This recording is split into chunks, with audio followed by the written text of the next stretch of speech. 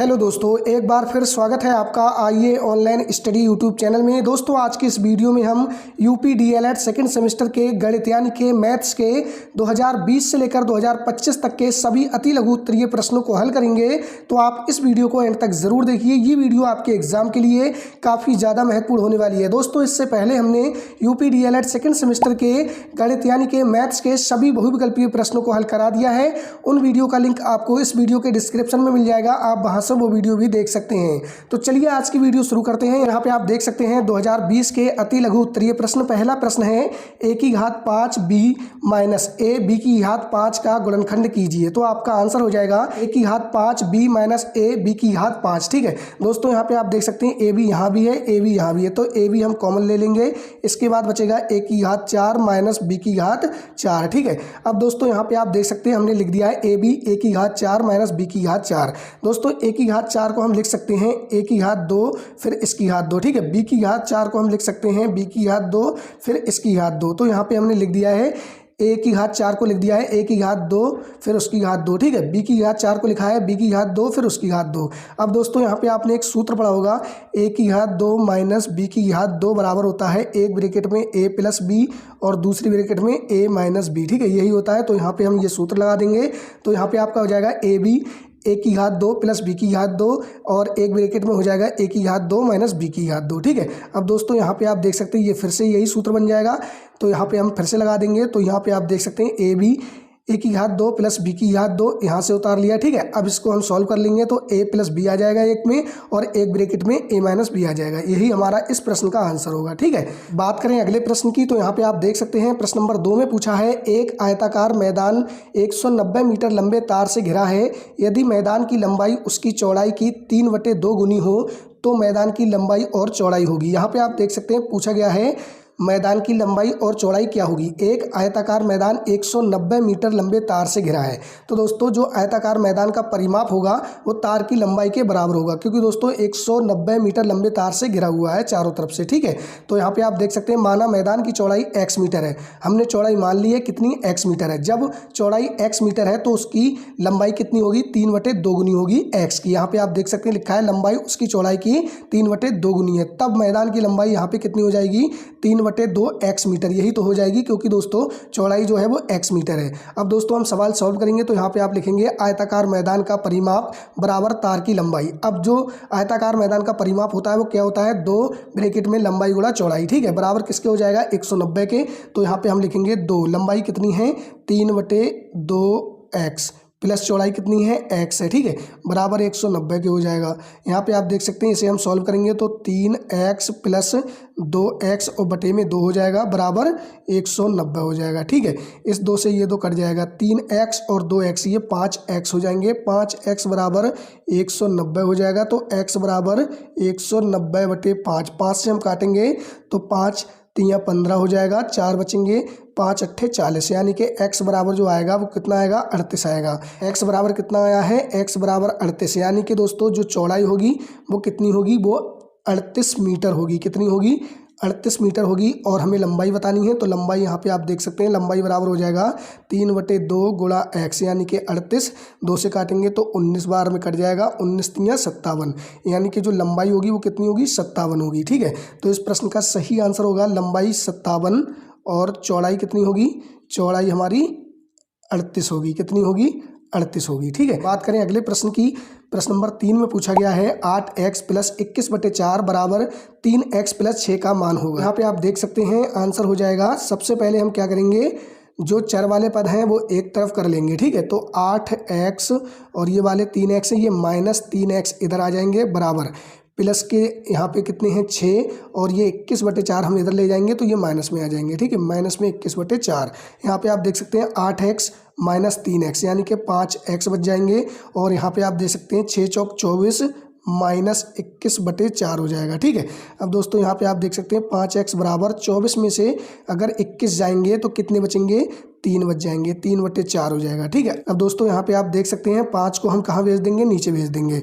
तो आपका क्या होगा, 5x बराबर 3/4, x बराबर 3/4 गुणा 5। ठीक है, यानी कि आपका आ जाएगा 3/5 चौक 20, यानी कि 3/20 इस प्रश्न का आपका बिल्कुल सही आंसर होगा। ठीक है, कितना होगा, 3/20। दोस्तों यदि अभी तक आपने इस वीडियो को लाइक नहीं किया है तो वीडियो को लाइक और चैनल को सब्सक्राइब जरूर कर लीजिए।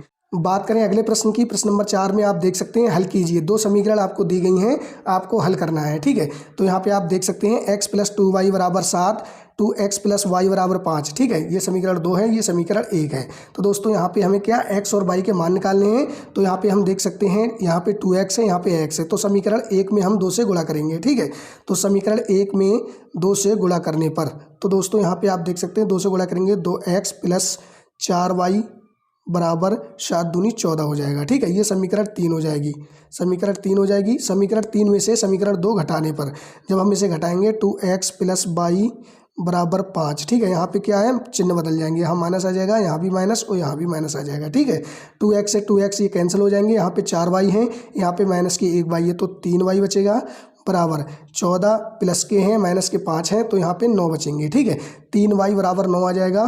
तो यहाँ से हम y की वैल्यू निकाल लेंगे, y बराबर हो जाएगा आपका 9/3, यानी कि 3 × 9, यानी कि y बराबर कितना होगा, 3 होगा। ठीक है, तो y बराबर 3 हम अगर समीकरण 1 में रखेंगे तो हमें x का मान भी पता चल जाएगा। ठीक है, x + 2 गुणा y की जगह 3 बराबर 7, यानी कि यहाँ पे आप देख सकते हैं x + 3 दूनी 6 बराबर 7। और आगे जब आप इसे सॉल्व करेंगे तो क्या आएगा, x बराबर 7 - 6, यानी x बराबर 1। तो इस प्रश्न का जो सही आंसर होगा वो x बराबर 1 और y बराबर 3 होगा। ठीक है, बात करें अगले प्रश्न की, प्रश्न नंबर 5 में पूछा गया है, एक 5 मीटर गुणा 2 मीटर आयताकार पैंदे वाले हौज में 1.5 मीटर की ऊंचाई तक पानी भरा है, ज्ञात कीजिए हौज में कितने लीटर पानी है। लीटर में पूछा गया है। ठीक है, लंबाई कितनी है, 5 मीटर है, चौड़ाई कितनी है, 2 मीटर है, और पानी की गहराई कितनी है, 1.5 मीटर है। ठीक है, तो हौज में भरे पानी का आयतन कितना हो जाएगा, लंबाई गुणा चौड़ाई गुणा ऊंचाई। ठीक है, तो यहाँ पे आप रख देंगे, लंबाई कितनी है, 5 मीटर है, चौड़ाई कितनी है, 2 मीटर है, ऊंचाई कितनी है, 1.5 है। यहाँ पे आप देख सकते हैं 5 दूनी 10, 10 की गुणा 1.5 से करेंगे तो 15 आ जाएगा। कितना आ जाएगा, 15 आ जाएगा। और ये क्या है, ये घन मीटर है। ठीक है, घन मीटर है, लेकिन दोस्तों हमें क्या बताना है, लीटर में पानी बताना है। तो 1 घन मीटर बराबर 1000 लीटर के होता है, आपको याद रखना है, 1 घन मीटर बराबर 1000 लीटर होता है। ठीक है, तो यहाँ पे आप देख सकते हैं 15 घन मीटर बराबर कितना होगा, तो 15 घन मीटर 15 गुणा 1000, यानी कि दोस्तों आपका जो सही आंसर होगा वो हो जाएगा 15,000 लीटर। कितना होगा, 15,000 लीटर। बात करें अगले प्रश्न की, तो यहाँ पे आप देख सकते हैं प्रश्न नंबर 6 में पूछा है, एक समबाहु त्रिभुज का परिमाप 12 सेंटीमीटर है, इसका क्षेत्रफल ज्ञात कीजिए। तो समबाहु त्रिभुज का जो परिमाप होता है वो क्या होता है, 3 गुणा भुजा होता है, और कितना है, 12 सेंटीमीटर। ठीक है, तो यहाँ पे हम रखेंगे 3 गुणा भुजा, भुजा को a मान लेते हैं। तो यहाँ पे आप देख सकते हैं 12 हो जाएगा, a बराबर कितना आ जाएगा, 12/3, यानी कि 3 चौक 4 आ जाएगा। ठीक है, तो भुजा होगी वो कितनी आ जाएगी, 4 आ जाएगी। अब दोस्तों हमें क्या क्षेत्रफल ज्ञात करना है, तो समबाहु त्रिभुज का जो क्षेत्रफल होता है वो कितना होता है, √3/4 गुणा भुजा स्क्वायर। ठीक है, ये होता है समबाहु त्रिभुज का क्षेत्रफल। ठीक है, अब दोस्तों यहाँ पे हम रख देंगे √3 गुणा 4, और भुजा हमारी कितनी आई थी, 4, तो 4 गुणा 4। ठीक है, तो इससे 4 से 4 कट जाएगा। इस प्रश्न का जो सही आंसर होगा, त्रिभुज का जो क्षेत्रफल होगा वो 4√3 और क्या है, वर्ग सेंटीमीटर होगा। ठीक है, वर्ग सेंटीमीटर होगा। बात करें अगले प्रश्न की, तो यहाँ पे आप देख सकते हैं 2021 के अति लघु उत्तरीय प्रश्न।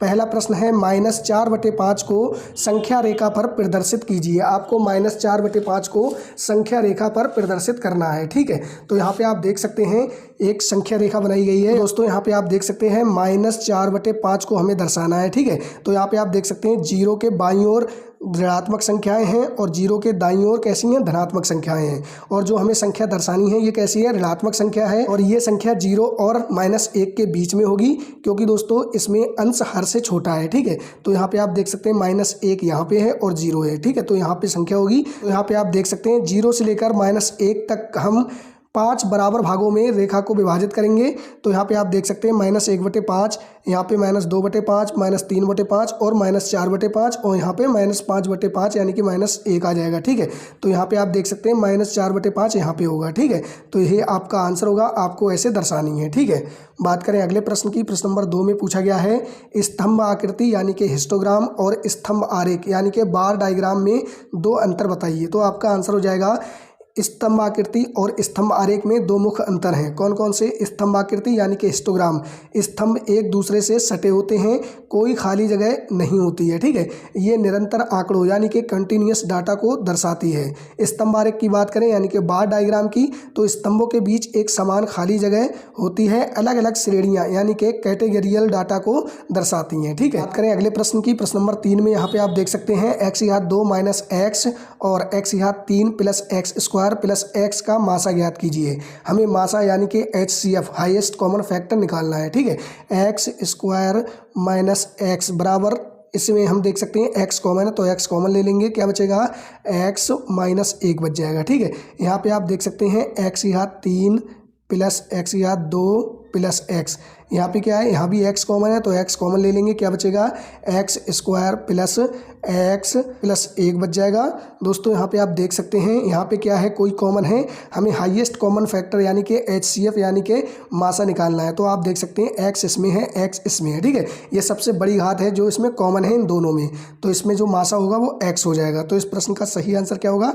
x हो जाएगा। ठीक है, बात करें अगले प्रश्न की। प्रश्न नंबर 4 में यहाँ पे आप देख सकते हैं पूछा गया है 3x⁻³ y⁻³ गुणा 4x भाग 6x² को सरल कीजिए। तो यहाँ पे हम लिखेंगे 3x⁻³ y⁻³ गुणा 4x और भाग हमें किससे करना है? 6x⁻² से। ठीक है, दोस्तों यहाँ पे आप देख सकते हैं 3 की गुणा 4 से करेंगे, 3 चौक 12 हो जाएगा। गुणा में घातें जुड़ जाती हैं, यहाँ पे x⁻³ है, यहाँ पे x⁻1 है, यानी कि x⁻ कितनी? 4 हो जाएंगी। और यहाँ पे आप देख सकते हैं y⁻3 है, यहाँ पे y⁻3 है। ठीक है, तो यहाँ पे y⁻ कितनी? 6 हो जाएंगी। ठीक है, बटे में क्या है? 6x⁻²y।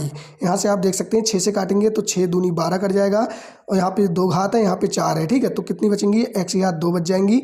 यहाँ पे y⁻1 है, यहाँ पे 6 है तो y⁻5 बच जाएगी। ठीक है, तो आपका जो आंसर होगा वो 2x⁻2 y⁻5 ये आपका आंसर होगा। ठीक है, बात करें अगले प्रश्न की। प्रश्न नंबर 5 में पूछा है एक घनाभ का क्षेत्रफल 125 वर्ग मीटर है, यदि उसकी ऊंचाई 4.5 मीटर है तो उसका आयतन ज्ञात करो। ठीक है, तो घनाभ का आयतन कितना है यहाँ पे आपको निकालना है। तो यहाँ पे जो क्षेत्रफल दिया है ये घनाभ के आधार का क्षेत्रफल है और हमें निकालना है घनाभ का आयतन। ठीक है, घनाभ का आयतन बराबर होगा घनाभ के आधार के क्षेत्रफल और ऊंचाई के गुणा के। ठीक है, तो हम लिखेंगे घनाभ का क्षेत्रफल। ठीक है, घनाभ का क्षेत्रफल बराबर है 125 वर्ग मीटर। ठीक है, और दोस्तों जो इसकी क्या है? ऊंचाई यानी कि h बराबर कितना है? 4.5 मीटर। हमें क्या निकालना है? आयतन निकालना है। तो घनाभ का आयतन बराबर हो जाएगा तो 125 गुणा 4.5। जब हम 125 की गुणा 45 में करेंगे तो हमारा आएगा 5625। यहाँ पे 1 के बाद दशमलव है पीछे से,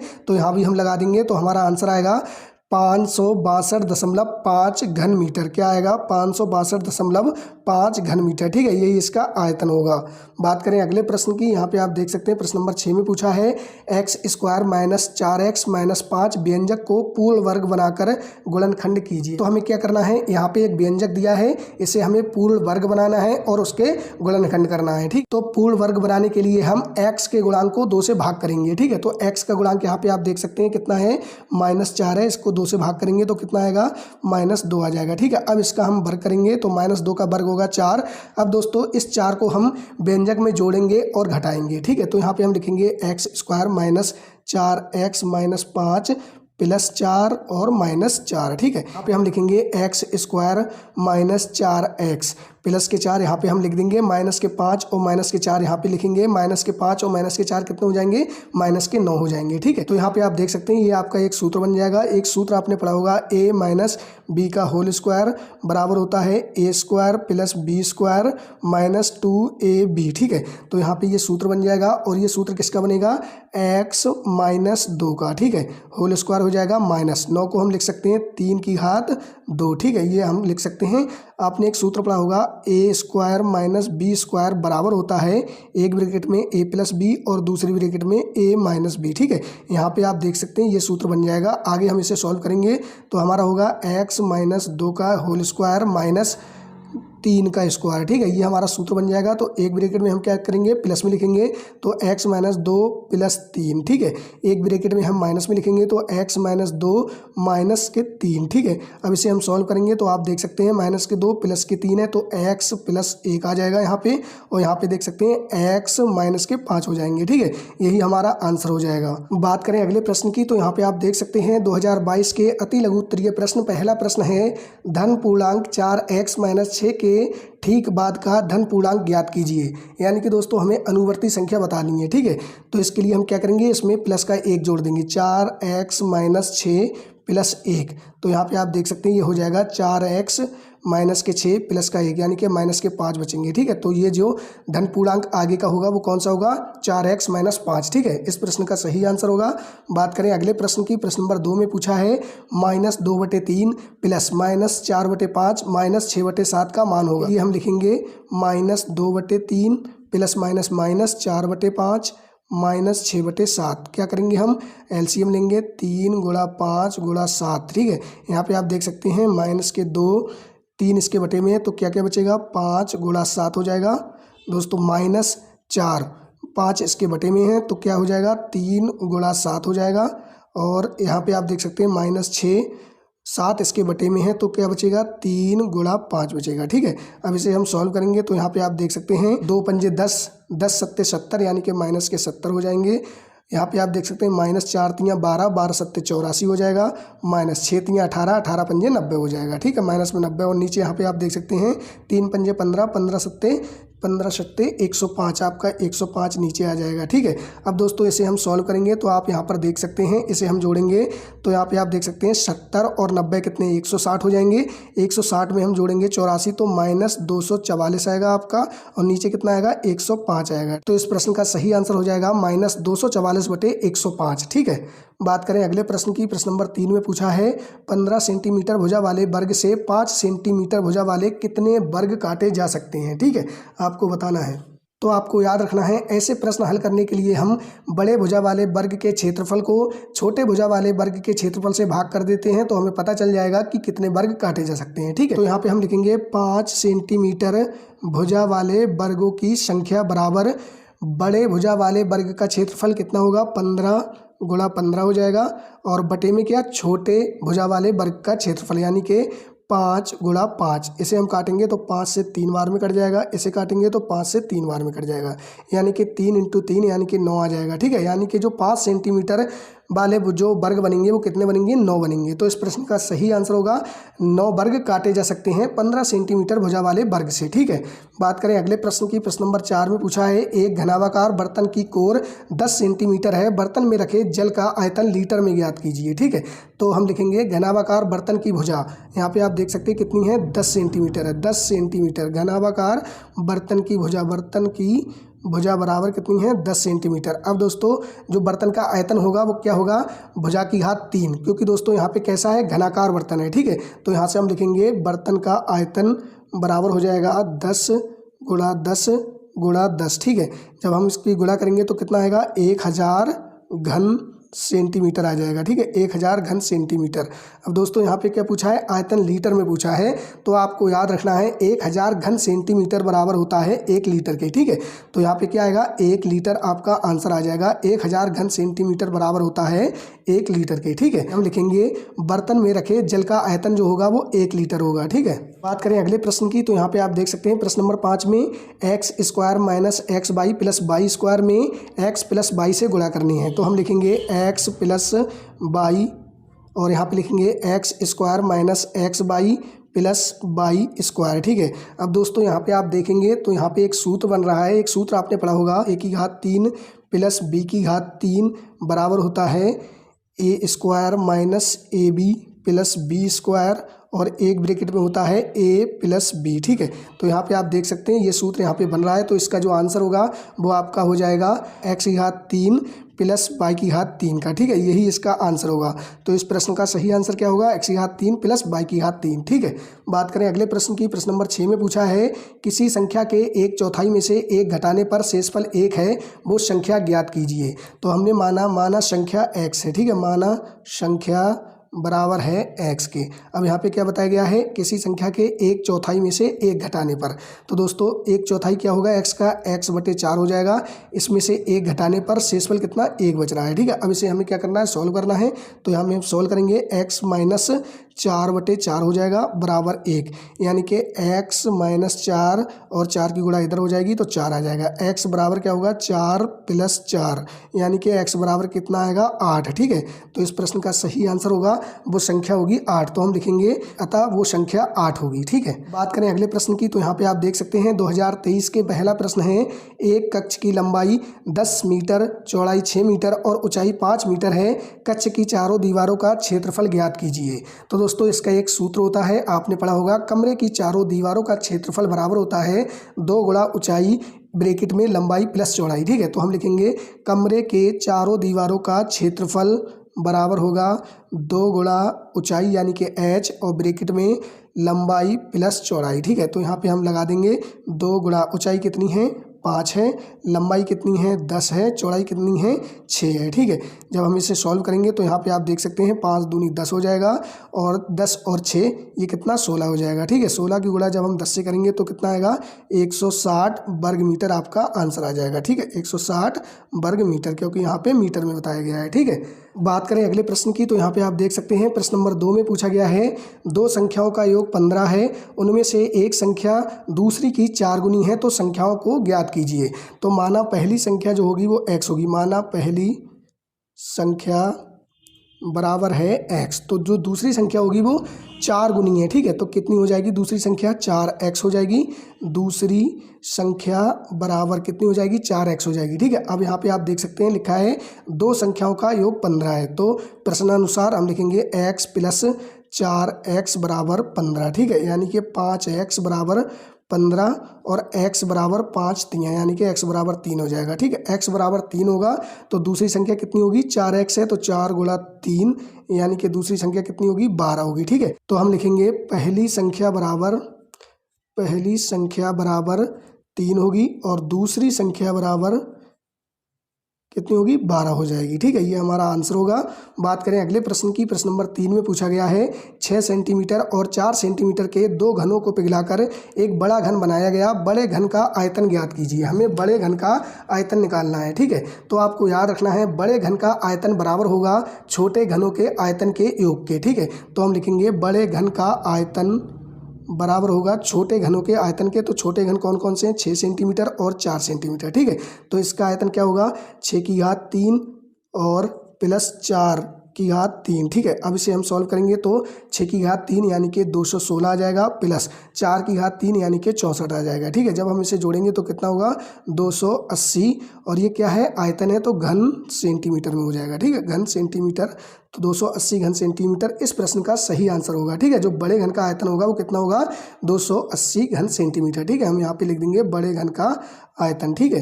बात करें अगले प्रश्न की। तो यहाँ पे आप देख सकते हैं प्रश्न नंबर 4 में 89 के अंकों को परस्पर बदलने से प्राप्त संख्या मूल संख्या से कितनी अधिक है। तो यहाँ पे हम लिखेंगे 89 और दोस्तों इसके अंकों को बदलेंगे तो संख्या हो जाएगी 98, ठीक है। तो ये संख्या आपसे पूछा गया है इस संख्या से कितनी बड़ी है, ठीक है। तो 89 से 98 कितनी बड़ी है, तो 9 बड़ी है, कितनी, 9 बड़ी है, ठीक है। तो इस प्रश्न का सही आंसर 9 होगा। बात करें अगले प्रश्न की। प्रश्न नंबर 5 में पूछा है, एक साइकिल के पहिए की त्रिज्या 21 सेंटीमीटर है, 100 चक्कर लगाने में पहिया कितनी दूरी तय करेगा। तो आपको याद रखना है दूरी बराबर हो जाएगा पहिए की परिधि गुणा चक्रों की संख्या। तो सबसे पहले हम पहिए की परिधि निकालेंगे। तो दोस्तों यहाँ पे आप देख सकते हैं साइकिल के पहिए की त्रिज्या 21 सेंटीमीटर है, तो दोस्तों r बराबर कितना है, 21 है, ठीक है। तो हम परिधि निकालेंगे 2πr, ठीक है। 2π की वैल्यू कितनी होती है, 22/7 गुणा 21, ठीक है, 7 3 21, यहाँ पे आप देख सकते हैं। तो यहाँ पे जब हम सॉल्व करेंगे तो 22 दूनी 44 और 44 की गुणा 3 से करेंगे तो कितना आएगा, 132 आ जाएगा। 132 सेंटीमीटर हमारी जो परिधि है वो होगी, ठीक है। अब दोस्तों हमें निकालना है दूरी। तो यहाँ पे हम लिखेंगे दूरी बराबर क्या हो जाएगा, परिधि यानी कि 2πr गुणा चक्रों की संख्या, ठीक है, क्या चक्रों की संख्या। तो यहाँ पे हमने जब अभी निकाली थी 2πr कितना आया था हमारा 132 आया था, चक्रों की संख्या कितनी है 100 है, ठीक है। तो जब हम 132 की गुणा 100 में करेंगे तो हमारा आंसर आ जाएगा 132 गुणा 100 यानी कि 2 जीरो लग जाएंगे, 13,200 सेंटीमीटर, ठीक है। कितनी दूरी तय करेगा 13,200 सेंटीमीटर, ठीक है। बात करें अगले प्रश्न की तो यहाँ पे आप देख सकते हैं प्रश्न नंबर 6 में पूछा गया है, हल कीजिए x + 1/a दूसरी ब्रैकेट में x - a को हमें हल करना है। तो यहाँ पे आप देख सकते हैं सबसे पहले हम x गुणा x से करेंगे, फिर x गुणा a से करेंगे, ठीक है। इसी प्रकार से 1/a की गुणा x से करेंगे, फिर हम 1/a की गुणा a से करेंगे, ठीक है। तो यहाँ पे आप देख सकते हैं x गुणा x से करेंगे तो x² और x गुणा a से करेंगे तो -ax आ जाएगा। अब प्लस 1/a की गुणा x से करेंगे तो x/a आ जाएगा, प्लस और माइनस माइनस हो जाएगा, 1/a की गुणा a से करेंगे तो a/a आ जाएगा, ठीक है। यहाँ से आप देख सकते हैं a से a कट जाएगा, यहाँ पे क्या बचेगा, यहाँ पे माइनस का 1 बच जाएगा और यहाँ पे आप देख सकते हैं x² - ax प्लस x/a और माइनस का 1 बचेगा, ठीक है, ये बचेगा। अब दोस्तों यहाँ पे आप देख सकते हैं x² माइनस, यहाँ पे क्या x कॉमन है तो हम कॉमन ले लेंगे, यहाँ पे क्या बचेगा, यहाँ आपका बच जाएगा a और यहाँ बचेगा -1/a और माइनस का 1, ठीक है। ये आपका आंसर हो जाएगा x² - x ब्रैकेट में a - 1/a ब्रैकेट -1, ठीक है, ये आपका आंसर होगा। बात करें अगले प्रश्न की तो यहाँ पे आप देख सकते हैं 2025 के अति लघु उत्तरीय प्रश्नों को हम हल करेंगे। पहला प्रश्न आपसे पूछा है 1 घन मीटर को घन सेंटीमीटर में परिवर्तित कीजिए। तो जैसा कि दोस्तों आपको पता होगा 1 मीटर बराबर 100 सेंटीमीटर होते हैं, ठीक है। 1 मीटर बराबर कितने होते हैं 100 सेंटीमीटर होते हैं, ठीक है, 100 सेंटीमीटर होते हैं। अब हम क्या करेंगे, दोनों तरफ हम क्या करेंगे घन कर देंगे तो 1 घन मीटर बराबर आपका आ जाएगा 100 सेंटीमीटर गुणा 100 सेंटीमीटर गुणा 100 सेंटीमीटर, ठीक है, क्योंकि दोस्तों हमने दोनों तरफ घन कर दिया है। तो यहाँ पे आप जब सॉल्व करेंगे तो यहाँ देख सकते हैं 2 जीरो 2 जीरो 2 जीरो यानी कि 6 जीरो आपके आ जाएंगे, 6 जीरो आपके आ जाएंगे और 1 आ जाएगा और घन सेंटीमीटर या सेंटीमीटर क्यूब, ठीक है, घन सेंटीमीटर आपका आ जाएगा, ठीक है। तो कितने हो जाएंगे ये आपके हो जाएंगे 10 लाख। तो 1 घन मीटर में कितने घन सेंटीमीटर होंगे 10 लाख, ठीक है। तो ये आपका सही आंसर हो जाएगा। बात करें अगले प्रश्न की, प्रश्न नंबर 7 में आपसे पूछा है 25 सेंटीमीटर भुजा वाले वर्ग से 5 सेंटीमीटर भुजा वाले कितने वर्ग काटे जा सकते हैं। तो इसमें हमसे पूछा गया है कि 5 सेंटीमीटर भुजा वाले कितने वर्ग काटे जा सकते हैं। तो वर्गों की संख्या बराबर होगी, वर्गों की संख्या बराबर होगी किसके बराबर होगी, बड़े वर्ग का क्षेत्रफल, बड़े वर्ग का क्षेत्रफल बटे छोटे वर्ग का क्षेत्रफल, छोटे वर्ग का क्षेत्रफल, ठीक है। तो दोस्तों बड़े वर्ग का क्षेत्रफल कितना होगा, यहाँ पे 25 सेंटीमीटर भुजा बताई गई है और जो वर्ग का क्षेत्रफल होता है वो क्या होता है भुजा स्क्वायर। तो दोस्तों बड़े वर्ग का क्षेत्रफल क्या होगा 25 गुणा 25 और छोटे वर्ग का क्षेत्रफल क्या होगा 5 गुणा 5, ठीक है। 5 से 25 काटेंगे 5 बार में कट जाएगा, 5 से 25 काटेंगे 5 बार में कट जाएगा, यानी कि दोस्तों आपका बचेगा 5 गुणा 5, यानी कि जो आपका आंसर आएगा वो कितना आ जाएगा 25, ठीक है। तो 25 सेंटीमीटर भुजा वाले वर्ग से 5 सेंटीमीटर के कितने वर्ग काटे जा सकते हैं 25, ठीक है। तो ये आपका आंसर हो जाएगा 25 वर्ग काटे जा सकते हैं। बात करें अगले प्रश्न की, प्रश्न नंबर 8 में पूछा है निम्नलिखित आंकड़ों से टैली चिन्ह लगाकर संख्याओं की बारंबारता ज्ञात कीजिए। यहाँ पे कुछ संख्याएं आपको दी गई हैं, आपको क्या करना है टैली चिन्ह लगाकर बारंबारता ज्ञात करनी है। तो इसके लिए आपको क्या करेंगे, आप टेबल बनाएंगे। सबसे पहले आप लिखेंगे संख्या, क्या लिखेंगे संख्या, उसके बाद आप लिखेंगे बारंबारता, क्या लिखेंगे बारंबारता, और उसके बाद क्या लिखेंगे टैली चिन्ह, क्या लिखेंगे टैली चिन्ह, ठीक है। तो यहाँ पे आप क्या करेंगे संख्या देखेंगे, संख्या सबसे पहले 5 लिखेंगे, 5 कितनी बार है तो आप यहाँ पर देख सकते हैं 5 2 बार है, तो बारंबारता कितनी 2, अब टैली चिन्ह लगा देंगे 2, ठीक है। इसी प्रकार से 6 देखेंगे, 6 कितनी बार है तो 6 केवल 1 बार है, तो आप बारंबारता 1 लिखेंगे और टैली चिन्ह लगा देंगे, ठीक है। 8 देखेंगे कितनी बार है तो 8 1 बार 2 बार 3 बार, 8 कितनी बार है 8 3 बार है, तो बारंबारता 3 हो जाएगी और टैली चिन्ह आप लगा देंगे, ठीक है। इसी प्रकार से 13 देखेंगे, 13 2 बार है, ठीक है, कितनी बार है 2 बार है, तो बारंबारता 2 हो जाएगी, टैली चिन्ह लगा देंगे 2। तो ये आपका क्या हो गया, ये टैली चिन्ह लगाकर संख्याओं की बारंबारता ज्ञात हो गई, ठीक है। बात करें अगले प्रश्न की, प्रश्न नंबर 9 में पूछा है 5x² + 7xy + 8z + 3xy - 7x² - 2xy - 6z - 10, ठीक है। इसको सरल करना है तो हम क्या करेंगे, यहाँ पर देखेंगे समान पद 5x स्क्वायर है, यहाँ भी 7x स्क्वायर है। तो सबसे पहले हम क्या करेंगे, यहाँ पे प्लस के 5x स्क्वायर है, यहाँ पे माइनस के हैं, तो कितने बचेंगे माइनस के, और कितने बचेंगे 2x स्क्वायर बच जाएंगे। ठीक है, यहाँ पे आप देख सकते हैं प्लस 7xy है, यहाँ पे प्लस के 3xy है, यहाँ पे क्या है माइनस के 2xy है। तो यहाँ पे 7xy और 3xy 10xy हो गए, और माइनस के इसमें से हम कर देंगे 2, तो हमारे कितने बचेंगे प्लस के 8xy बच जाएंगे। ठीक है, अब हम देखेंगे जेड वाले, तो यहाँ पे क्या है 8z है, यहाँ पे क्या है 6z है, यहाँ पे प्लस में यहाँ पे माइनस में, प्लस के 8z है माइनस के 6z है, तो हमारे प्लस के बचेंगे कितने बचेंगे 2z बच जाएंगे। ठीक है, अब दोस्तों यहाँ पे देख सकते हैं नंबर केवल एक ही है। ठीक है, तो कितने हैं -10, तो यही हमारा क्या हो जाएगा आंसर हो जाएगा। ठीक है, ये हमारा आंसर होगा इस प्रश्न का। दोस्तों यदि अभी तक आपने वीडियो को लाइक नहीं किया है तो वीडियो को लाइक ज़रूर कर दीजिए।